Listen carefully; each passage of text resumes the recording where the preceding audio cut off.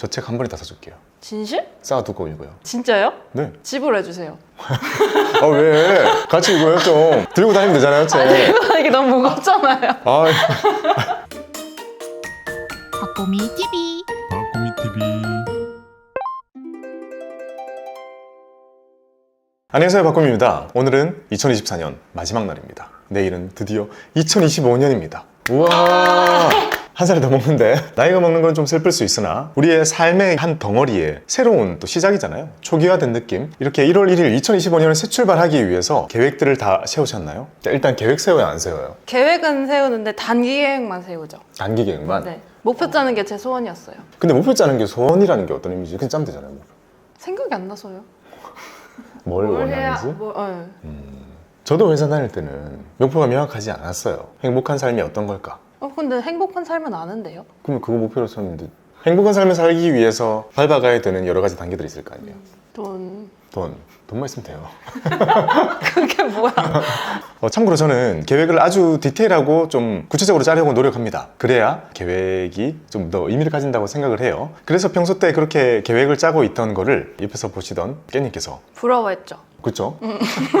왜냐? 아 이건 실패네 또는 이거는 무조건 달성했다 이런 게 명확히 있다 보니까 그건 제가 사업을 해 나가는 입장에서 너무 필요했던 거였어요. 왜냐 회사를 다닐 때는 회사에서 내 목표를 정해줘. 그리고 그걸 잘했는지 못했는지 평가도 다 알아서 해줘. 점수도 다 내줘. 그리고 심지어 연말에 진급도 시켜주거나 연봉도 늘려주거나 상도 주거나 뭐 이런 걸 다 알아서 준단 말이죠. 근데 이렇게 회사 나와가지고 혼자 사업을 하고 있으니까 세상에 그 누구도 내가 올해 어떤 걸 해야 되는지 아무도 알려주지 않거든요. 그러니까 스스로 목표를 세워야 되고 거기에 대한 고민을 할 수밖에 없게 되더라고요. 그래서 제가 주로 계획을 짜는 이런 방식대로 깻님님의 목표를 한번 짜는 영상을 한번 만들어 보면 이걸 보시면서 여러분들도 한 해의 목표를 세우실 때 도움이 되시지 않을까 생각을 해가지고요 공유하는 영상을 준비했습니다. 이걸 짜고 나서 25년이 너무 기대돼요. 오, 달성하는지 여부. 아니 뭐 그것도 그렇고 어떻게 보면 새로운 출발을 할 게 뭔가가 있다는 거잖아요. 그러면 이제 쭉쭉쭉 나아가겠죠? 근데 그거에 대한 약간 원동력이 되게 많이 된 것 같아요. 그렇죠. 목표의 장점인 것 같아요. 그걸 향해서 하다 보면 진도율이라는 게 생기잖아요. 얼만큼 진행됐는지 그런 것도 나올 거고 그 다음에 그걸 달성했을 때 연말에 나에게 스스로에게 상과 벌을 명확하게 또 정해 놓는 거기 때문에 그게 있어야 되는 것 같아요. 어찌 보면 깻님이나 저처럼 약간 제2성향인 사람들은 이게 없으면 좀 공허한 거죠. 약간 그 느낌이에요. 새해에는 뭔가 새로운 걸 또 잘 해보고 싶은 의지가 있을 때 이렇게 짜니까 부스터를 달아주는 느낌. 생각은 좀 하고 있던 흩어져 있던 게 모아지는 느낌인 거죠. 자, 제가 항상 깻님한테 강조드리는 말이 있습니다. 뭐요? 글로 적지 않으면 존재하지 않는다라고. 언제 그랬어요? 아니 언제 그랬지? 글로 적지 않으면 존재하지 않는다고요? 언제요? 제가 옛날에 회사 다닐 때도 성과급을 얼마 주겠다, 지분을 주겠다 뭐 이런 내용들 구두로 많은 얘기 나눴던 것들 이 명문화되어 있지 않은 거는 제가 존재하지 않는다고 했잖아요. 나중에 이행이 안 돼요. 그래서 깻님한테도 제가 항상 뭐랬죠? 성과급도 얼마 받을지 우리 명확하게 다 짜고 정하자. 그리고 서로 종이대로 오케이 하고 그대로 달려가보자 라고 해가지고 그거 벌써 1년 됐잖아요. 1년 만에 지금 깻님님의 그 성과급 계약서 따로 있잖아요. 거기 있는 것 중에 몇 개는 달성이 됐고 몇 개는 또 안 됐단 말이에요. 그러니까 명확하잖아요. 깔끔하잖아요. 이런 깔끔함은 이 자본주의 사회에서는 도움이 되는 것 같습니다. 사람 좋고 친하고 이런 거는 다른 문제. 그 다음 문제. 그러니 목표라는 것도 머릿속에 생각으로 이런 거 하잖아요. 내년에는 뭘 많이 해야지. 내년에는 뭐 살을 빼야지. 이렇게 생각만 하는 거는 없는 거다. 내년에 몇 월까지 몇 킬로를 빼겠다. 이렇게 명문화되어 있지만 않으면 존재하지 않는 겁니다. 그래서 자 올해 2025년 깻잎님의 목표 돈 잘 모으기 위한 깻잎 프로젝트 한번 시작해 보겠습니다. 지극히 아주 개인적인 그리고 목표를 짜는 것도 아주 저의 개인 취향이 가미된 제가 주로 평소 때 하는 저만의 공식. 근데 조금 새로웠어요. 진짜? 이런 사람도 있구나 싶었어요. 아니요 참 좋다. 좋은 아이디어다. 오늘 그대로 깻잎님의 목표 한번 세워보겠습니다. 자, 목표를 세우기에 앞서서 우리는 한 해의 반성이 필요합니다. 2024년 리뷰가 필요하다는 거죠. 올 한 해는 내가 뭘 잘했고 뭘 못했는지. 저 근데 반성은 안 했는데요. 반성도 하는 사람이 돼야죠. 자, 잘한 게 있고 잘한 거 뒤에는 항상 스스로에게 상을 줘요. 그리고 못한 게 있으면 스스로에게 벌과 자책.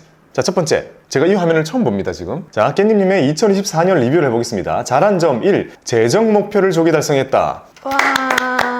축하드립니다. 여러분들 그 영상으로 말씀드리지 않았지만 깻님님께서 작년 9월에 오셔가지고 3개월 정도 아르바이트를 하셨어요. 그리고 1월 1일에 새해가 될 때 풀타임을 바꾸면서 그때 올 한 해 꼭 달성하고 싶은 게 무엇이냐라고 했을 때 깻님님이 그냥 돈 많이 벌고 싶어요. 그래서 제가 또 잔소리를 돈 많이 벌고 싶은 거는 저희 길 가는 사람들도 다 하는 얘기다. 그러니까 얼마를 모을 거고 얼마를 수익 내서 올 한 해 내가 얼마를 벌고 싶은지를 숫자로 명확하게 적어야 된다라고 말씀을 드려가지고 그 목표치를 세웠어요. 정말 구체적인 목표를 수치로 세웠고, 자, 놀랍게도 조기 달성, 이게 10월 달에 조기 달성을 하게 되었습니다. 그러니까 1년 동안 목표한 돈을 그때 달성한 거죠. 사실 그 후로 시장이 좀 어렵기도 하고 해서 조금 뭐 들쭉날쭉 하긴 하지만 어쨌든 자산이 하락하는 것보다 내가 모은 것과 수익이 난 것이 올라가 있는 것은 쉽게 안 내려옵니다. 거기서 요동치는 거죠. 그래서 깻님님은 옆에서 보니까 되게 뿌듯하기도 했어요.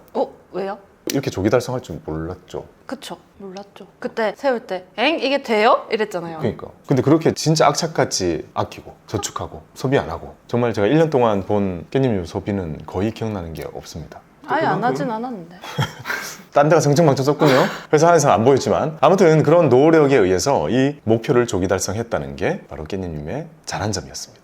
자, 맨 끝에가 12월 16일이라고 합니다. 그러니까 12월 중순 정도가 되죠. 자, 여기서 제가 드리고 싶은 말씀은요, 깻님처럼 자산을 모아가는 단계에서는요, 진짜 이 적립식 때 코스트 에버리지 효과가 발생하고, 그거는요, 이 금융업계에서는 정말 불문율처럼 파워풀하다라는 게 너무 많이 검증돼 있어요. 즉, 이거 보면서 모으는 단계에서는요, 투자를 정말 적극적으로 했잖아요. 했는데 도중에 이런 일도 생기죠. 그리고 여기도 이런 일이 생기죠. 그만큼 힘든 일이 생기더라도 이 적립되는 효과가 훨씬 크기 때문에 괜찮다라고 말씀을 드렸습니다. 그래서 이때 모아가는 단계에서 정말 많은 경험을 하는 게 중요합니다. 많은 경험 누적됐나요? 근데 진짜 느낀 게 저 앞부분 보면은 여기 네, 그거는 원래 갖고 있던 목돈에서 160만 원씩 월 빼가지고 자산 배분 투자 연습을 해본 거잖아요. 네, 그렇죠. 저렇게 했을 때는 돈이 모이는 방식이 이런 거구나 라고 느꼈거든요. 단순히 내가 더해서 모으는 거구나. 이렇게 쌓여가는구나 이 정도만 느꼈어요. 자산 배분 투자의 안정성도 느꼈지만 쌓아가고 있구나. 자, 이렇게 덧셈, 쌓이구나. 덧셈, 내 덧셈. 돈이 쌓이는 게 보인다. 그러니까 이 막대기를 내가 딱 붓는 만큼만 이렇게 쌓아지는 게 보이는 거죠. 그쵸. 초반에는 그래서 이 정도 모였네? 이 정도였는데 이제 투자했던 게 약간 성과가 좀 좋았어가지고 훅 여기 보이네. 여기가 일단 올라왔네. 일단 눈에 띄게 여기서 이만큼 올라왔어요. 지금 이게 작아져가지고 작아 보이는 걸 수 있으나 이게 수치가 아마 상당히 큰 차이가 날 거고, 이거는 한 달 만에 붙는다고 이렇게 올라오지 않는 거잖아요.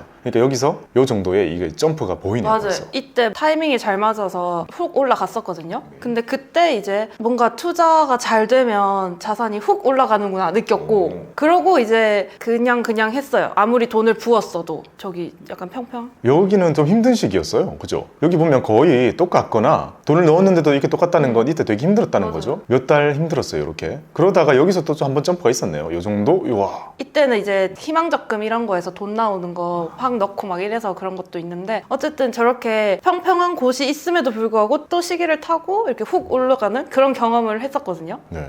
그 여기서 또 겨요. 이 정도 기고 여기도 고만고만 하다가 여기서 한 번 또 한 요 정도 점프 해주네요. 그리고 그 후로 또 막 하락도 있는 거고요. 맞아요. 솔직히 저기에 한 번에 막 400씩 넣고 한 적도 있었거든요. 그럼에도 저렇게 떨어지잖아요. 총자산이. 이거 돈 많이 넣었는데 떨어져. 맞아요. 진짜 그래서 여러 가지 경험을 했던 게, 지금은 이전에 평평한 때나 떨어졌을 때와 같이 내가 1년 뒤나 2년 뒤에 봤을 때 어차피 올라가 있을 걸 알기 때문에. 그렇죠. 또 작아져 있겠죠. 이렇게 과거에 이렇게 작은 움직임으로 지나가겠죠. 그래서 이렇게 해야 돈이 불구나, 그걸 느꼈어요. 그냥 돈을 모으는 거는 그냥 앞에서 이렇게 쌓인다 이걸 느꼈는데, 뒤로 갈수록 이렇게 돈을 불리는구나 이걸 느꼈어요. 이렇게 한번 표현을 해보고 싶어요. 여기 덧셈이었잖아요. 이때는 덧셈 같이 느껴지던 게 여기서부터는 이제 곱셈으로 느껴지는 거죠. 그러니까 더하기는 저축이라고 부르고 저는 곱셈은 투자라고 부르고 싶거든요. 저축은 누구나 할 수 있고, 저축을 잘 하려면 생활을 뜯어고치는 게 중요한 거죠. 근데 그것만으로 해결이 되느냐? 지금 시대는 그렇지 않다고 생각을 해요. 결국 그거랑 여기 보이는 것처럼 곱셈이랑 심지어 덧셈과 곱셈이 만난다는 건 적립식 투자라는 의미인 거잖아요. 그러니까 보면 심지어 맨 마지막에 여기 10월, 11월 이때 장 진짜 안 좋아가지고 돈을 그렇게 부었는데도 이렇게 빠졌잖아요. 근데 거꾸로 생각해보면 그렇게 빠질 때 주식을 산 거예요 또. 그러니까 조금만 반등돼도 바로 또 효과가 나타나는 거죠. 그러니 결국 이런 모든 경험들이 녹고 녹아서 지금의 이런 자산을 만들어낸 거죠. 너무 대단합니다. 잘했어요. 근데 진짜 좋은 경험이었어요. 진짜 억지로 공식 정하고 진짜 억지로 해보니까 1년 동안 생각보다 많은 걸 느낄 수가 2년. 있었던 거죠. 2년? 네. 그러니까 누구나 이런 거 해보셨으면 좋겠어요. 그런 거 있잖아요. 돈을 모으고 나서 투자하는 거 저는 반대라고 항상 말씀드리거든요. 그건 마치 내가 돈을 다 모으고 나서 드림카를 사겠다. 그러니까 평소 때 고물차라도 타가지고 계속 운전을 해야 나중에 내가 드림카 샀을 때 잘 탈 수 있는 거예요. 근데 평생 운전 안 하고 있다가 한 4, 50 돼서 돈 이제 모았어요. 드림카 사면 어떻게 돼요? 사고 나요. 그쵸, 사고 나는 거죠. 그러니까 돈이 어느 정도 목돈이 만들어질 때 투자가 완성이 돼 있어야 된다고 했잖아요. 그러니까 지금 이것도 항상 말씀드리고 싶은 게 이거예요. 우리는 저축과 투자를 같이 하는 게 좋습니다. 이 자산을 불려가는 시기에는 이게 정말 좋은 방법이고 이거를 이제 적립식 투자라고 부를 수 있는 거고 이건 너무나 좋은 투자 방법인 거죠. 깻님 이렇게 붙잖아요. 아무리 그래도 들어있는 잔고들이 움직이는 그런 수익률보다 내가 붙는 게 계속 파워풀했단 말이에요. 1년 내내. 그래서 이런 그림인데 만약에 시장이 진짜 많이 떨어졌어도 눈에 띄게 이게 떨어지는 걸 보기 힘들 거예요. 진짜 금융위기가 오지 않는 이상. 그러니 올 한 해 어떤 사람들에게는 정말 힘들었던 시장으로 기억이 될 수 있지만 돈을 부으면서 투자를 했던 사람에게는 이런 그림이라는 거잖아요. 올해 힘들긴 했지만 어쨌든 벌었다 라는 걸로 끝나는 거고 그 버는 게 작은 거는 사실 우리를 그렇게 힘들게 하지 않는다고 생각해요. 그 작게 번 거는 막상 괜찮아요. 보면. 근데 이제 잃는 게 진짜 힘든 거니까. 그래서 많은 분들이 투자를 시작하시는 단계에서는 진짜 이 그림처럼 해보셨으면 좋겠어요. 자, 그리고 깻님께서 이렇게 모아가시는 과정에서는요, 어떤 포트를 했느냐, 밑에 있는 그림처럼 목표가 있는 거죠. 내가 하고자 하는 목표가 있고, 그리고 그 목표는요 아주 적극적인 거였어요. 그리고 웬만한 사람들은 이렇게 투자하라 그러면 저렇게 하기 저 아직 처음인데 위험하지 않아요? 라고 할 거 아니에요. 아니라니까. 그래서 이렇게 해보라고 했던 거고, 지금은 이제 오른 자산들이나 또는 매도한 자산도 좀 있고, 그리고 주식이 많이 올라가거나 하게 되면 다른 자산들이 작아지는 것처럼 막 보이기도 해요. 그래서 지금은 현상이 이런 거고, 이제 리밸런싱 해줘야죠. 다시 이렇게 그런 것까지 우린 다 해줄 겁니다. 그래서 결론은 모아갈 때는 주식 비중 높게 적립식으로 하면 좋다.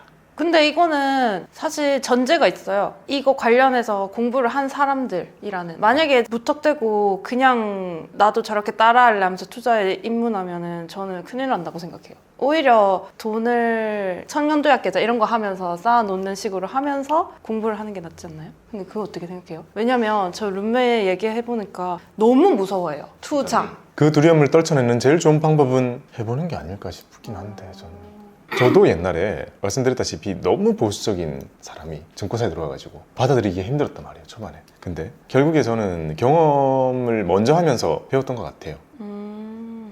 전도 쉽지 않아. 전도는 안 돼요. 투자 전도 쉽지 않습니다. 하지만 우리 채널을 보시는 분들은 아마 전도가 필요 없는 분들이 또 계속 보실 텐데 이렇게 한번 짜보면 좋겠다라는 거고요. 자, 이 시트는요 대단한 함수가 걸려있는 게 아닙니다. 요거 그냥 다 꾸민 거고요. 엑셀에 간단히 표로 나타냈던 거고, 여기 보면 내가 투자하고자 하는 목표, 포트폴리오라는 게 있어야 되고, 그 다음에 현재 포트 나타내게 되는 거고요. 그리고 나의 포트들 어떤 비중인지 여기 나오는 거고, 그 다음에 매달 얼마씩 부어가면서 이렇게 내가 1년 동안 했을 때의 총 잔고를 시계열로 나타내보는 건 정말 필요합니다. 왜냐하면 우리가 대부분의 증권사 앱에서요 내 총 자산의 시계열 움직임 잘 안 보여줍니다. 지금 당장 내가 팔았을 때 얼마를 벌고 얼마를 손실을 보는지에 대한 것만 이렇게 거의 실시간으로 나오지, 내가 그동안 총 얼마를 붓고 총 얼마를 벌었는지에 대해서는 찾기 은근 힘들기 때문에 이렇게 따로 표기해 놓고 이 그림을 보면서 내 투자 페이스를 잃지 않는 게 중요한 거죠. 큰일 났네, 큰일 난 것 같지만 내 거 봤을 때는 별로 안 움직인단 말이에요. 그러니까 이거 보면서 그래, 그럴 때도 있지 라고 이겨낼 수 있는 그런 원동력이 될 수 있는 거죠. 자, 이게 잘한 점 첫 번째였습니다. 자, 다음은 잘한 점 두 번째입니다. 수익 소비 실천. 이거는 제가 진짜 제일 많이 하는 잔소리이기도 하지만 이 깻님께서 이걸 너무 잘 지켜주셔가지고 엄청 뿌듯했어요. 오, 진짜 수익 아닌 걸로 쇼핑 오래 한 거 있어요? 소득을 떼서 쇼핑하는 거 아니다 라고 제가 맞아요. 크든 작든 투자로 사는 거를 해야 되는데, 깻님께서 올해 열심히 실천해 주셔가지고요. 한번 읽어볼게요. 이거 뭐죠? 7월 꾸민비. 그때 7월 제 생일달인데 그때 자산들 팔게 생겼어가지고 저 밑에 보면은 저게 한 종목을 판 거거든요. 한 종목을 여러 번 나눠서 팔면서 수익이 30%, 40%, 50%, 40% 막 이렇게 났군요. 맞아요. 그래서 저기에 이제 일부를 쓰라고 했잖아요. 그때는 수익 소비하라고, 소비하라고 했잖아요. 그날 맞아요. 너무 안 쓰면 나중에 보복 수업이 일어난다고. 그래서 이제 그날 바로 쉐어하우스 친구한테 카톡했죠. 나 오늘이야 수익 소비 디데이. 전에 쉐어하우스 친구가 저 이제 스타일링 해주겠다고 말을 했었는데 그때는 이제 수익이 없으니까 소득만 있었으니까. 소득만 있었으니까. 그래서 내가 그러면 수익을 내면 널 다시 부르겠다 이렇게 해가지고 바로 카톡해서 소환을 했죠. 그리고 그날 바로 그 친구랑 돌았어요. 친구가 깻님님에게 코디를 해준다고 해가지고 그래서 안경 바꾸고 귀걸이 바꾸고 미용실 그거랑 이제 고마우니까 맛있는 거 사주고 해서 저 한 64만 원 정도 썼죠. 하루에 64만 원. 하루는 아닌데 아무튼 그 기간에. 어쨌든 한 방에 64만 원을 쓴 거잖아요. 우리가 소득 떼서 쓴다고 생각해봐요. 소득을 떼면 저거는 매달 할 수 있거든요. 근데 이제 그거는 소득 소비. 자, 수익 소비에 너무 좋은 예를 보여줬습니다. 6개월 동안 투자해가지고 사실 투자는 그 전부터 하고 있었지만 그 즈음에 좋은 결과가 나왔기 때문에 소비를 할 수 있었던 거죠. 그래서 저 그런 말도 이제 드리고 싶어요. 수익 소비할 때 제일 어려운 게 뭐냐? 시점을 모른다는 거예요. 그러니까 내가 지금 갖고 싶은데 수익이 언제 날지는 내가 모르잖아요. 그러니까 수익 날 때까지 기다려야 되니까 그때까지 기다리는 게 약간 어려운 부분이고 그걸 이겨내야 되는 것 같아요. 워렌 버핏 할아버지가 지금 계좌에 지금 450조 현금으로 있는 사람이 매일 아침에 맥도날드 가가지고 장이 좋을 때 3달러짜리 버거 사 먹고 장 안 좋을 때 2달러짜리 버거를 사 먹는다 라고 하잖아요. 저는 그게 돈을 아끼기 위한 게 아니라 그 삶의 자세는 미스터 마켓이라는 시장에 대한 표현이라고 생각해요. 수익 소비에 대한 존중인 거죠. 시장이 좋으면 나도 무언가를 늘리고 시장이 쪼그라들면 나도 무언가를 쪼그라들게 하겠다라는 연동, 시장과 연동된 삶, 그게 바로 수익 소비의 자세인 것 같습니다. 그리고 9월달은 뭐예요? 대전에 친구랑 휴양 갔다 왔어요. 친구랑 대전에 갔다 왔어요? 저 정도 썼어요. 그래서. 이날 17만 3천 원.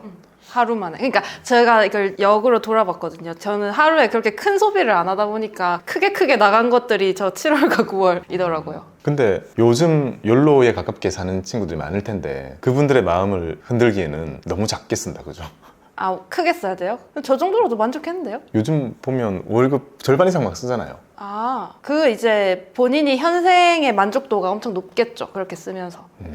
전 이제 현생도 저 정도면 만족하거든요. 현생의 만족을 너무 과하게 추구하면요 험함이 밀려듭니다 나중에. 근데 이렇게 수익 소비 실천하기 위해 정말 아끼면서 이렇게 눈에 띄는 것들만 이렇게 쓰고, 지난주에도 돼지 파티 했잖아요. 뭐래? 그거 돈 냈을 거 아니에요? 그건 이제 뒤에 나옵니다. 나옵니까? 자, 잘한 점 또 뒤에 나오나요? 아니요? 좀 못한 건 뭔지 모르겠는데요, 근데. 자, 짠! 아쉬운 점. 2024년의 아쉬운 점은 목표가 하나밖에 없었다는 게 아쉬웠답니다. 왜냐? 갈 길을 잃었어. 이게 이거 봤죠? 옆에서. 약간 혼란스러워하는 거예요. 갑자기 사람이 정신 나가 있어. 왜 그래 보니까 10월 달에 목표 달성했잖아요. 남은 11월, 12월 동안 내가 뭘 해야 되는지 아리송해야 하더라고요. 아, 진짜 웃겼어요. 웃겼어요. 저 진짜 진지했는데. 그러니까 갑자기 사춘기 온 줄 알았어요. 목표를 잃은 사람이 이렇게 방황을 하는 모습을 보여줬어요. 자, 그래서 어떤 결론을 낸 건가요? 고민님을 따라하기로 했어요. 저는 목표가 많으니까. 네. 저는 대부분 달성 못해요. 아, 그래요? 목표 너무 많아서. 아, 근데 진짜 신박했어요. 그래요? 그래서 그 말을 듣자마자 생기가 돌았잖아요. 그러니까요. 제 개통 철학이죠. 저만의. 이렇게 생각하는데 사람은 자기를 오구오구 하면 잘 되는 사람이 있고 너무 부족해 채찍질을 해야 잘 되는 사람이 있거든요. 근데 그거를 찾아가는 게 중요하다 생각하는데 저는 사업을 해보니까 채찍질하는 타입인 거예요. 제가 만족하잖아요. 게을러져. 일하기 싫어하고 뭔가 목표를 달성하고 이러면 달성했는데 좀 쉴까? 막 이러면서 게을러지고 하거든요. 근데 목표를 터무니없이 높게 잡아두거나 목표를 여러 개를 만들어두면 스스로를 되게 자책하게 자책이라는 게 저한테는 큰 원동력이에요. 그래서 올해도 목표를 5개 세워놓고 4개를 달성했지만 못한 거에 대해서 계속 되뇌면서 그렇게 생각한 거죠. 내가 올해 어떻게 게으르게 살았길래 목표를 4개밖에 달성 못했지? 라고 스스로 채찍질을 하면 저는 그게 원동력이었거든요. 그래서 한번 해보면 좋을 것 같아요. 이게 나는 이렇게 나를 응원하면서 추진력을 받는 사람인지 아니면 나를 좀 자책하면서 추진력을 받는 사람인지, 어쨌든 결론은 나를 긍정적인 방향으로 이끌고 가주는 거기 때문에 그걸 좀 찾는 게 좀 필요할 것 같아요. 그래서 제 취향대로 깻잎님의 2025년 인생 목표를 짜드리기로 했습니다. 기대되죠? 기대됩니다. 자, 어느 정도 큰 가닥은 우리가 그때 얘기를 했으니까 자, 한번 보겠습니다. 과연 어떤 걸 가지고 왔을까요? 짠! 일단 제가 제일 먼저 시킨 거 안 했다. 뭐요? 제일 먼저 1순위. 뭐였죠? 1순위. 뭐였는데요? 1순위 2025년 올해의 키워드 이거 무조건 만들어야 돼요. 키워드 성장.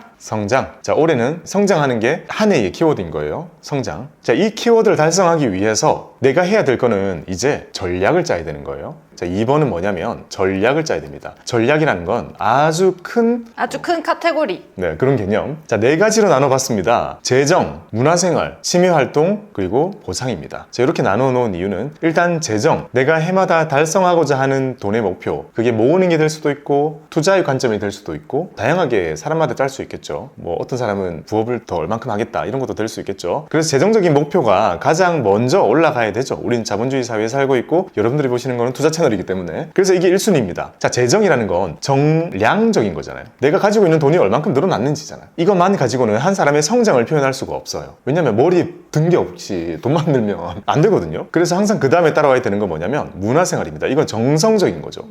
즉 위에 게 이성이잖아요. 밑에 게 감성인 거예요. 그리고 위에 게 냉정이거든요. 밑에는 뭐죠? 열정인 거예요. 그리고 위에는 이과 마인드라면 아래는 문과 마인드를 가져야 해요. 현대 사회를 살아가는 사람에게 저는 이 두 가지 요소가 다 필요하다고 생각을 하거든요. 즉 어떤 일을 할 때도 너무 숫자적으로 이과적인 모습이 강하면 또 한계가 있고 너무 이렇게 감성적인 거 많아도 안 좋단 말이에요. 그래서 이 두 개가 균형적으로 있어야 됩니다. 그렇다 보니 자, 재정적인 목표 숫자로 달성할 수 있는 거는 투자금 2,500만 원 모으기. 연. 우와, 이거 뭐야? 우와.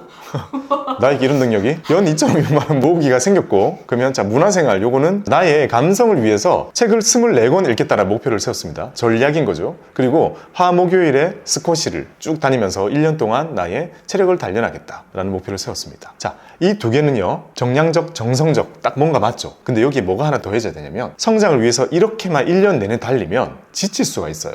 그러니까 우리가 놀기 위해서 일하는 건 아니지만 일을 잘하기 위해서 놀아줘야 돼요. 휴식 없이는 이걸 달성을 못해. 그래서 이걸 달성하기 위해서 억지로 쉬어주는 거를 만들어야 되는데, 제가 또 강조드리는 거 휴식도 계획을 세워라 라고 제가 얘기를 했죠. 휴식도 한도를 정하고 휴식도 횟수를 정하고 숫자로 다 적어야 된다라고 했습니다. 자, 위에 있는 나의 목표를 달성할 수 있도록 나의 휴식은 무엇을 취할 것인가, 취미 활동을 정하는 거예요. 자, 깻님께서는 월 1회 배당 수익 소비 데이를 정하기로 했습니다. 자, 예상이 되실 거예요. 어쨌든 수익 소비하겠다는 거죠. 수익 소비 데이, 이걸로 한 달에 한 번 쿨하게 착 쉬어주면서 나를 리프레시하겠다 라는 전략을 세워줬습니다. 마지막으로 위에 있는 3개를 달성했을 때 나에게 어떤 보상을 줄 것인가 라고 했을 때, 저 같은 경우는 저에게 이 물질적인 거를 다 정해주거든요. 근데 깻님께서는 본인이 가장 기뻐할 만한 게 이거라고 말씀해 주셨어요. 부모님 효도여행 보내드리기. 보내드리기? 맞나? 저도 갈 건데요. 아, 같이 같이 가기. 그래요. 자, 효도여행 가는 거를 이렇게 보상으로 정했습니다. 즉 위에 있는 거를 다 달성을 했을 때 효도여행을 갈 것이고, 위에 있는 거를 만약에 하나라도 실패를 했을 때는 다른 마이너한 뭔가가 준비되어 있겠죠. 자, 이게 전략입니다. 키워드를 정했으면 그 다음에 두 번째 전략을 정하고, 그 다음 뭐죠? 전술. 그렇죠. 세 번째는 전술입니다. 이 방식이요, 증권사에서 투자하는 방식이랑 똑같아요. 아, 진짜? 자산운용사에서 투자하는 방법이랑 똑같고, 올해의 목표 수익률 이런 걸 정해요. 그 다음에 전략을 정해요. 전략이라는 건 어찌 보면 자산 배분인 거거든요. 해외 주식 얼마나 살지, 미국 얼마나 살지, 한국 줄일지 늘릴지, 이런 건 전략을 짜는 거예요. 비중을 짜는 거죠. 그걸 짜고 나면 각 펀드 매니저들한테 그 비중만큼 할당이 되잖아요. 그러면 그걸 받은 매니저들이 실제로 거기 담는 거를 고민하게 되겠죠. 나한테 이만큼이 떨어졌네, 이걸로 내가 얼만큼을 담아가지고 올해 이 섹터에서만큼은 좋은 수익을 낼까 고민을 하는 거거든요. 그때 이제 마켓 타이밍 또는 기업 분석 이런 게 들어갈 거 아니에요. 그거 다 전술입니다, 어찌 보면. 자, 이런 식으로 봤을 때 전략과 전술이 구분이 되는 거죠. 이 전략을 이루기 위한 전술. 근데 저 그렇게 구체적으로 안 짜는데요? 재정? 그래요? 왜냐면 엠빵 하면 끝이잖아요. 안 돼.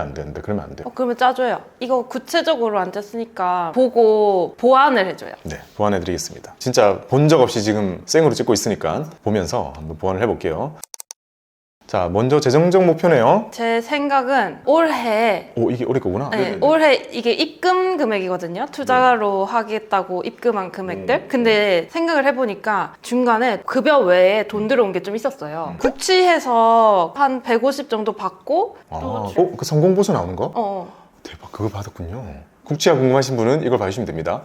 그 맞다, 성공보수 있었죠. 국치 받는 것도 있었고, 중간에 이제 작년엔 제가 소득이 적었겠죠? 그래서 그걸로 인한 근로장려금? 뭐 이런 것도 들어오고 막 이래서 포함해서 한 2,800 정도 넣었더라고요. 2024년에. 2024년 올해 2,800 정도가 플러스 시킨 거예요? 아니, 2,800 정도를 투자금으로 넣은 거죠. 네. 심지어 월세를 원래 내가 생으로 내고 있었는데 서울시 월세 지원 당첨돼가지고 어쨌든 월세 보조금을 받게 되니까 그만큼은 투자를 더 할 수 있었던 거잖아요. 맞아요. 월세도 20만 원 지원을 받으니까 비용이 어떻게 보면 줄기도 했고 올해 일 열심히 해서 또 급여도 많이 받았잖아요. 기타 등등의 이유로 2,800이라는 돈을 넣었는데 25년은 그때 급여 관련해서 계산을 했을 때 한 2,500 정도 모을 수 있겠다라고 했었잖아요. 그래서 2,500으로 잡았습니다. 내년에는 붙는 것만 2,500. 자, 여기에 플러스 알파의 수익률은 아주 겸허하게 최선을 다하겠지만 내가 정할 수 있는 건 그렇게 많이 없어요. 그죠? 근데 어쨌든 인풋하는 거 요거를 달성하는 게 이제 깻잎의 목표인 거죠. 큰 틀. 그래서 이제 역으로 타고 들어가서 N빵 하면 월 최소 210만 원씩 투자금으로 넣어야 되는 거죠. 한 달에 210만 원. 자, 이걸 하기 위해서 개별 주식에다가 160, 그리고 연금 저축에다가 50. 물음표.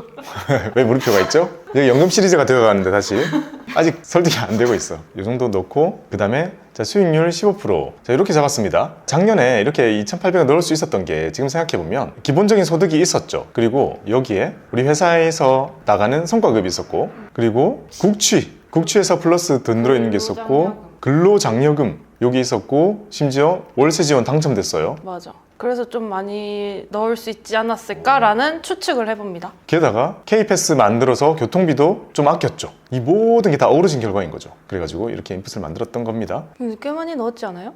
진짜 잘했어요. 여기에 이제 플러스 알파가 붙었기 때문에 모든 게 시너지가 나는 거죠. 자, 내년에는 2,500만 원을 부을 거고 여기에 플러스 알파 얼만큼의 수익이 날지 올해보다는 괜찮지 않을까 싶습니다. 올해가 너무 힘들었으니까. 그러면은 이 정도로만 계획 짜도 돼요? 보완해 준다면서요?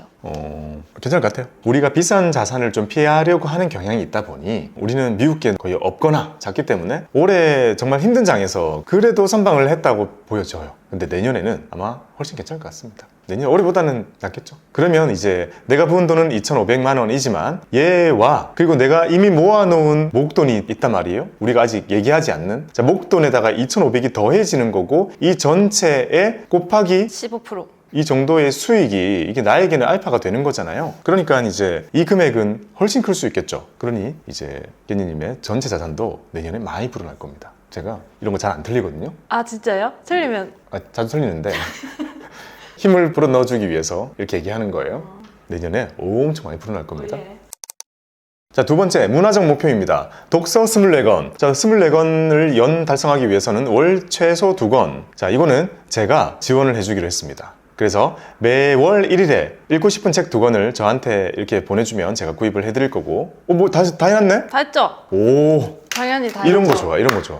이런 거 할 때도 독서 리스트 자 1년에 24권 읽읍시다 했을 때 매달 정해야지 이렇게 생각할 수도 있잖아요. 근데 그렇게 하면 안 돼요. 근데 이게 사연이 있어요. 이전에 읽고 싶었는데 계속 못 읽었던 것도 있고 그냥 궁금한 것도 있고 그 다음에 읽었던 것도 있어요. 저 색칠한 거는 읽었던 거고 근데 이제 나눠진 게 여기는 약간 투자 공부 쪽 관련된 그런 책이고 여기는 약간 자기계발도 되는 그런 류라서 그립도 있고 레버리지도 있고 이거 다 도움이 돼요. 이거 다 궁금한데 안 읽어봤던 거라서 그렇게 넣어놓고 이제 읽었던 거를 한 번 더 읽고 싶은 거죠. 이거 어때요? 저 책 한 번에 다 사줄게요. 진실? 쌓아두고 읽어요. 진짜로? 느낌 좋잖아요. 좋죠. 하나씩 그 도장 깨기 하는 느낌, 줄여가는 느낌 더 좋죠. 그럼 이거 제가 바로 다 주문해 줄게요. 진짜요? 네. 지불 해주세요. 아, 왜? 같이 읽어요. 좀 들고 다니면 되잖아요, 책. 이게 너무 무겁잖아요. 아, 알겠어. 자, 이 책은 제가 바로 매수 주문을 넣겠습니다. 그리고 자, 스쿼시 주 2회 화목 요거 몇 시부터 몇 시죠? 이거 8시부터 8시 50분. 8시부터 9시까지 타임. 그러면 요거 끝내고 회사 오면 약간 출근 시간 늦어지나? 아니요? 딱 맞춰져요? 네. 아, 그러면 괜찮네. 제가 조정해 줄라 했는데. 아, 해줘요. 아니, 이미 들켰어요. 아, 해줘요. 출근하는데 지장이 없다고. 해줘요. 스쿼시하고 개운하게 출근하면 되겠군요. 안 해줄 거예요? 진짜 해줘요? 뭐 어떻게? 10시 출근 뭐 어떻게 해줘요? 10분. 10분? 알았어요. 자, 10시 10분. 이게 의미가 있나? 뭐 10분 더 넉넉하게 쉬다 올 수 있으니까요. 자, 요렇게 내년에 문화적 목표 이게 다 정해져 있으니까 제가 할 말이 별로 없네요. 이게 원래 비어 있으면 제가 다 적어서 오라고 아마 얘기를 했을 것 같은데 지금 바로 매수하면 되니까 저거는 제가 다 사놓겠습니다. 자, 문화적 목표 너무 깔끔하네요. 요거 같이 달성을 해봅시다. 다음 취미적 목표입니다. 요거는 제가 이런 걸 얘기했어요. 그냥 진짜 순수하게 생 돈 나가는 거, 나는 기분 즐겁기만 한 거, 나한테 남지 않는 거, 그런 거 꼭 해라 라고 해가지고 가지고 온 게 배당 수익 소비데이입니다. 자, 배당 수익 소비데이로 밑에 있는 이것들, 이거 먹은 거예요. 먹고 싶은 거예요. 이거 뭐야? 색깔이 칙칙한 거 보니까 직접 찍은 건데? 아니, 그쵸. 아니, 이게 사연이 있는 거예요. 제가 아까 말 그대로 즐겁기만 한 것들을 정말 좋아했단 말이죠. 네. 과거라 해봤자 2년 전이지만. 네, 인스타 이거? 맞아요. 저거 보면은 저 한번 확대해 줄까요? 네. 먹는 거밖에 없어 보이는데?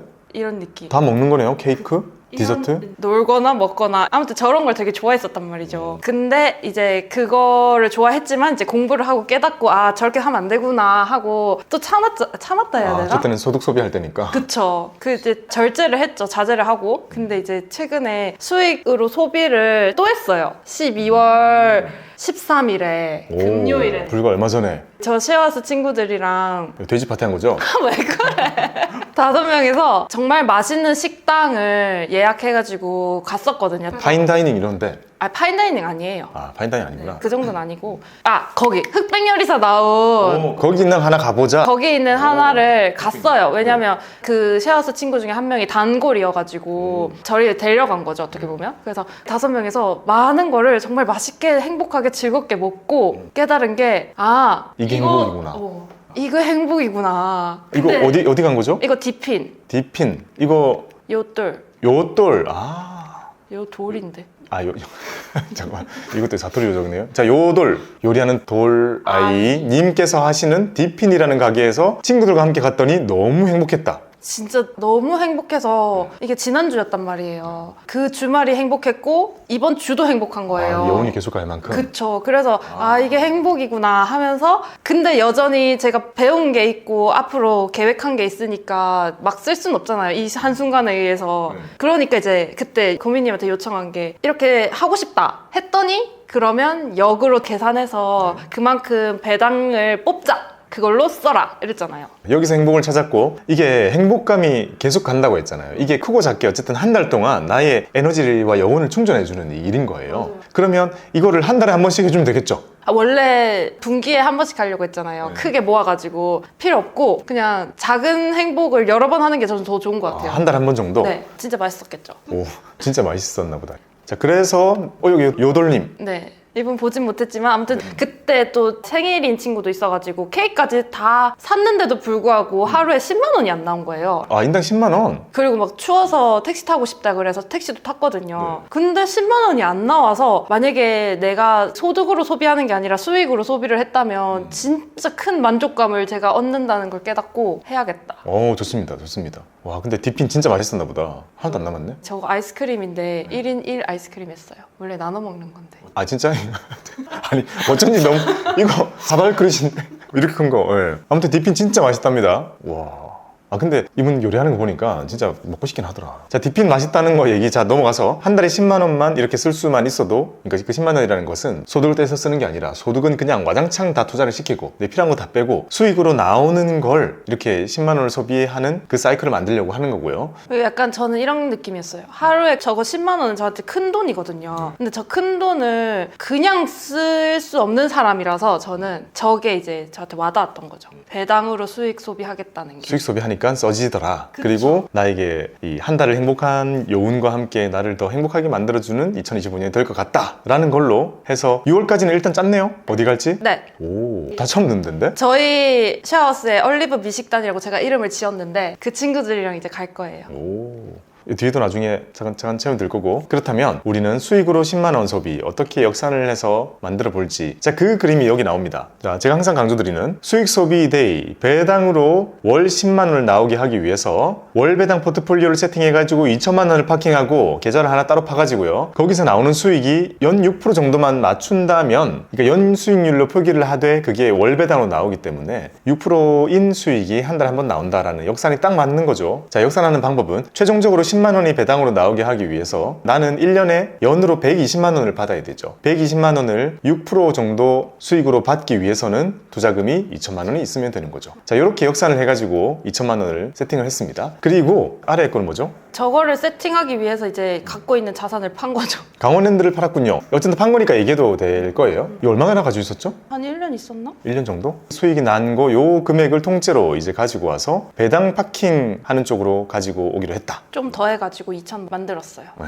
그 다음에 6% 정도가 나오게 월배당 포트 세팅을 한번 해봤는데 이거는 저한테 도와달라 해가지고요. 제가 아주 속성으로 빨리 하나 만들어줬습니다. 여기 보면 제가 정말 자주 말씀드리고 좋아하는 플러스 고배당주가 있고 그 다음에 최근에 타이거 거 은행 좋은 게 있더라고요. 요거 넣었고 그 다음에 사람들이 많이 안 해서 잘 모르지만 이 미국 하이힐드 액티브 이거 배당 되게 안정적이고 괜찮거든요. 그리고 이렇게 담았고 한국 부동산 리츠 인프라 쪽이 지금 제일 분위기가 안 좋아요. 안 좋은데 살아날 가능성이 크니까 약간 쉬고 있는 친구 담자라는 포인트로 요거 하나를 넣은 거고요. 그 다음엔 지금 잘 가고 있는 친구, 잘 가고 있는 친구에 저는 많은 걸 담는 거는 별로 선호하지 않기 때문에 하지만 담지 않으면 6% 만들기가 너무 어려운 거예요. 커버드 콜이 들어가긴 해야 돼요. 근데 커버드 콜을 하나만 넣고 그를 10%만 했을 때 기대 수익률이 6%가 딱 맞춰지기 때문에 그래서 S&P 500을 이렇게 커버드 콜을 하나 담았습니다. 이렇게 해서 6%를 맞췄고 2천만 원으로 이거 달라질 수 있어요. 당연히 금리 바뀌다 보면. 어쨌든 그때마다 대응은 해야겠지만 6% 정도로 맞춘다면 이제 매달 10만 원이 또는 10만 원 이상이 디저트 사 먹을 수 있는 돈으로 매달 나오게 되겠죠. 그리고 사실 지난주에 갔던 거는 밥을 먹었잖아요. 그러니까 한 10만 원 안 되게 나왔는데 저희는 디저트를 좋아한단 말이죠. 근데 디저트는 물론 밥값이랑 비슷하다고는 하지만 5명에서 저렇게까지 못 먹을 거 아니에요. 저희는 한 개를 이렇게 쪼개서 5조각씩 이렇게 맛보는 스타일이니까. 그래서 만약에 남는다 그럼 이제 재투자. 재투자, 그렇죠. 제가 예전에 노벨상 영상에서 말씀드렸던 것처럼 노벨상은 67.5% 투자하고 32.5%를 재투자합니다. 그래서 이런 그림처럼 남는 게 있으면 여기에다 그대로 재투자, 요거 비율 그대로 사주면 되겠죠. 자, 재투자하는 것까지 이렇게 계획을 짰습니다. 와, 진짜 아름답다. 치킨 한 마리 먹으려면 얼마면 돼요? 역산 한번 해볼까요? 치킨 요새 2만원. 자, 2만원. 1년 먹으려면 얼마 필요하죠? 24만원. 24만원이 6%의 수익을 나오려면 400만원 있으면 되잖아요. 그러니까 400만원만 있으면 계좌 하나 파서 400만원 넣고 요거 쭉 사놓으면 매달 이거 이자 거의 대부분 매월 초에 들어오기 때문에 매월 초가 치킨데이가 되어야 되는 거죠. 제가 항상 강조드리는 거, 치킨데이는 월급날이어서는 안 된다. 채권 이자 지급일이나 월배당 분배금 지급일이 치킨데이가 되어야 된다라고 말씀드렸습니다. 그리고 제가 그냥 개인적으로 뭐가 궁금했냐면 6%를 목표로 했지만 ETF니까 배당 소득세를 15.4를 내잖아요. 그래서 쟤네들이 곱하니까 5%가 나오는 거예요. 훅 떨어지죠. 그러니까 제가 원하는 10만 원이 안 만들어지더라고요. 아, 지금 이대로 하면 안 만들어져요? 네. 그러니까 5%가 되니까 만약에 실질적으로 내가 얻는 이자 수익은 5%인 거잖아요. 그래서 원하는 목표 10만 원이 안 나와서 이거를 ISA에 넣어야 되나? 라고 고민을 했죠. 오, 그거 괜찮은 방법이죠. 자, 대략 정리를 해보면 요거 지금 짚고 넘어가면 되게 괜찮을 것 같아요. 자, 팁입니다. 자, 지금 ken님께서 걱정하시는 거는 자, 2천만 원을 파킹을 하고 여기에서 6% 세팅을 했는데 15.4%의 배당 소득세를 내죠. 이걸 내고 나니까 5%대로 줄어들어 버려서 10만 원이 완성이 안 되더라. 그래서 ISA를 고민 중이다. 자, ISA에다가 2천을 넣게 되고 포트 관리를 안 헷갈리게 잘 구분해서 해야겠네요. 자, 여기에서 나오는 6%는 배당 소득세를 떼지 않고 온전히 들어오기 때문에 내가 원한 10%가 달성이 된다 라는 겁니다. 여기서 또 팁 하나 줄까요? 저거 배당 소득세 일단 떼고 들어와요. 그럼 언제 들어와요? 환급되는 거예요? 며칠 뒤에 들어옵니다. 놀라지 말라고. 이게 사람들이 들쭉날쭉 많이 하는 계좌잖아요. 그래서 배당을 아예 안 떼고 들어올 경우에는 이게 나중에 증권사 입장에서 로스가 생길 수 있거든요. 그래서 일단 15.4가 재해진 채로 들어와서 며칠 뒤에 나머지가 들어옵니다. 그래서 그거 알아야 되고, 그러면 10만 원이 나왔어요. 이제 온전한 10만 원이 나왔습니다. 출금이 되죠. 왜냐, ISA는 중도 출금이 되니까 이 이자를 나는 뽑아 썼어요. 10만 원 매달 뽑아 쓰고 있는데 이거 이자인가요? 원금. 원금입니다. 원금 2천 여기에서 떼져서 나오는 거예요. 계산상으로는 원금을 10만 원씩 출금하는 사람인 거기 때문에 계좌 속에 매달 들어오는 10만 원의 이자를 이렇게 출금해서 쓰더라도 원금에서 출금이 되었다 보기 때문에 한참 동안 출금이 가능한 거죠. 그러니까 그냥 이대로 쓰기에는 무리가 없다. 그러니까 이게 좋다. 이대로 하면 된다. 라는 팁을 드렸습니다. 그러면 이거는 해결 완료. 네, 해결됐고요. 자, 이제 마지막입니다. 보상, 그 상과 벌, 이거를 철저하게 만드는 게 중요한데, 자, 보상, 부모님 효도여행 보내드리기 with me. 오. 자, 세 가지 목표, 아까 했던 재정과 문화와 취미 모두 달성했을 경우, 취미는 당연히 달성될 거고 열심히 돌아다니겠죠? 그 다음에 문화, 벼락치기 위해서라도 읽어야겠죠? 재정, 이제 딴 데 돈 안 쓰고 열심히 모아서 세 개 다 달성했을 때 가족 여행을 위해서 500만 원을 떼서 쓰겠다. 이 목표를 달성했을 때는 이거 수익 소비일 겁니다. 아닌데? 그러니까 수익 소비긴 한데 그렇게 치면은 막 수익의 25%막 이렇게 써야 돼. 수익의 상당 부분일 수는 있어요. 근데 우리는 지금 내년 수익이 얼마인지 모르잖아요. 그러니까 수익의 아주 일부가 될 수도 있고, 수익 얼마 안 났는데 500을 빼면 말이 되나? 라는 생각이 들 수도 있어요. 예를 들어 만약에 내년 한 해 동안 했는데 진짜 600밖에 못 벌었어. 근데 500을 뽑아서 쓰는 게 맞나? 라고 생각이 들 수 있잖아요. 근데 해야 돼요. 글로 적혀 있는 거는 그냥 억지로 다 지키는 겁니다. 그럴 때도 있는 거죠. 이것도 어쨌든 의도하지 않았어도 이거 수익 소비가 될 겁니다. 그 장소는 3개로 추렸어요. 오, 괌, 싱가폴, 보라카이 이거 500만 원 정도면 여행 괜찮나 보네요. 싱가포르랑 보라카이는 제가 가봤는데 그냥 엄마 아빠도 데려가고 싶어서. 오, 자 비행기 50만 원 정도 3명 요 정도, 호텔 요 정도 예상해서 이게 350이니까 이제 나머지 가서 쓰는 거 하면 500. 근데 이제 저 오빠가 있는데 오빠는 살짝 고려 중이에요. 그때의 수익에 따라. 수익이 만약에 꽤 괜찮으면 오빠도 데려갈 의향이 있다. 그래요? 플러스 알파의 여지는 열어둡시다. 내년엔 장이 좋을 거예요. 그 다음에 3가지 목표가 아니라 뭔가 하나 실패해서 2가지 목표만 달성했을 경우 그러면 한 가지 때는 아예 아무것도 안 하는 걸로? 그쵸, 못하죠. 벌이군요. 파란색으로 적어있다. 한쪽에 벌이 있었어. 자, 벌. 한 가지만 달성했을 경우와 0가지 달성했을 경우에는 nothing. 맞죠? 자, 이게 벌이었어요. 이것도 적어줘요, 나중에. 2가지만 달성했을 경우에는 소박하게 150만 원만 쓰겠다. 그래서 제주도를 또는 부산을 가겠다. 이렇게 계획을 세웠습니다. 좋네요. 이거 되게 디테일한데요? 괜찮죠? 저도 괜찮은 것 같아요. 그러니까 이렇게 다 짜고 나니까, 그러니까 사실 둘이 얘기했을 때는 개요만 짰잖아요, 어떻게 보면. 근데 그걸 제가 나름 구체적으로 적긴 했어요, 일기장에. 근데 그럼에도 불구하고 이렇게까지는 안 적었단 말이죠. 근데 이거 만들면서 이렇게 짜니까 너무 기대되는 거예요. 더 손에 잡히고. 너무 보이죠? 네. 내가 1년 뒤에 뭘 하고 있을지, 내가 달성했을지 실패했을지 너무 명확하잖아요, 다. 그리고 할 수 있는 것만 적었잖아요, 지금. 이 딱 들었을 때 지금 터무니없는 건 없어요. 맞아요. 그래서 더 25년이 기대가 되는 거죠. 그리고 이대로 다 지키면 나의 재정도 업글, 나의 건강과 직접 그것도 업글, 그리고 친구들과의 맛있는 살도 업글인가?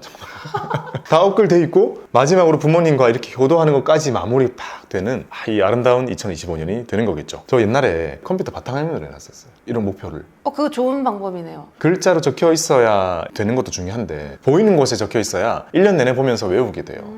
그래서 바탕화면에다가 저는 10개명처럼 제가 해야 될 거 이렇게 바탕에 띄워놓고 막 그랬었는데 지금 이거 이미지들 괜찮잖아요. 제 이미지 그대로 A4 용지 저기 출력해가지고 컬러로 저 오려가지고 저기 파티션 있잖아요. 파티션에 도로록 붙여놔요. 그리고 달성 안 해도 되는 거 그냥 X 해버려요. 어때요? 네, 뭐. 거기에 대해서는 별로 감흥이 없군요. 저는 이제 항상 장치가 필요하다. 그러니까 저는 인간은요. 갑자기 저에 대한 인간 그 철학이 나오는데 인간은 게을러요. 맞아요. 이거는 저도 게을르고 저 완전 게을러요. 본연은 게으르다는 거예요. 그럼 게으른 삶은 경쟁력이 없잖아요. 맞아요. 그러면 부지런하게 하기 위해서 나한테 필요한 건 무엇일까라는 고민을 참 많이 했는데 제가 내린 결론은 장치, 루틴, 규율, 그리고 글로 된 거. 이게 다 필요하다고 저는 생각을 항상 한단 말이에요. 그러니까 억지로 정하고 적고 인쇄하고 붙여놓고 이렇게 하다 보면 나도 모르게 잘 지켜져요. 그리고 나중에 누군가가 컴퓨터 보다가 이거 뭐야? 너 바탕화면이 왜 이래? 이러면 내가 올해 지키려고 해놓은 거야. 이러면 몇 개나 달성했어? 이러면 이거 했고 이거 못했네? 그렇게 자연스럽게도 된단 말이죠. 그래서 인쇄해가지고 파티션에 붙이기. 그래요. 하기 싫은가 봅니다. 자, 이렇게 깻잎님의 2025년 계획을 제 스타일대로 한번 짜봤습니다. 혹시 아직 계획을 안 짜셨다면 이런 스타일로 한번 짜보시는 게 어떨까라고 생각을 해봅니다. 여러분들 이제 2025년 되는 날이 이제 얼마 안 남았습니다. 여러분들 내년 목표 달성하실 수 있고 내년에도 성공하실 수 있도록 계획을 짜시는 것에 도움이 되었으면 좋겠습니다. 2024년 마지막 한마디, 우리 구독자분들에게 한 해를 마무리하며 한마디 해주세요. 하고 싶은 말은 일단 만약에 이걸 아무것도 안 하고 계시는 분이 혹시라도 계신다면 저의 과거를 돌아봤을 때 저도 마찬가지로 아무것도 안 하고 있었거든요. 근데 투자를 배우고 자산 배분도 해보면서 2년 동안의 경험을 통해 느낀 게 생각보다 그렇게 엄청나게 어려운 것은 아니었다라는 생각이 들었단 말이에요. 그래서 구독자 여러분들도 꼭 해보셨으면 좋겠어요. 왜냐면 저는 정말 만족도가 굉장히 높아서 한번 해보시고 결정해보시는 것도 괜찮지 않을까 라는 생각이 들었습니다. 네, 여러분들의 내년 라이프는 루틴 있는 삶 그리고 그걸로 인한 성투를 함께 기원하도록 하겠습니다. 올 한 해 고생 많으셨고요. 기대되는 2025년 성투를 기원합니다. 감사합니다. 박보미 TV 박고미 TV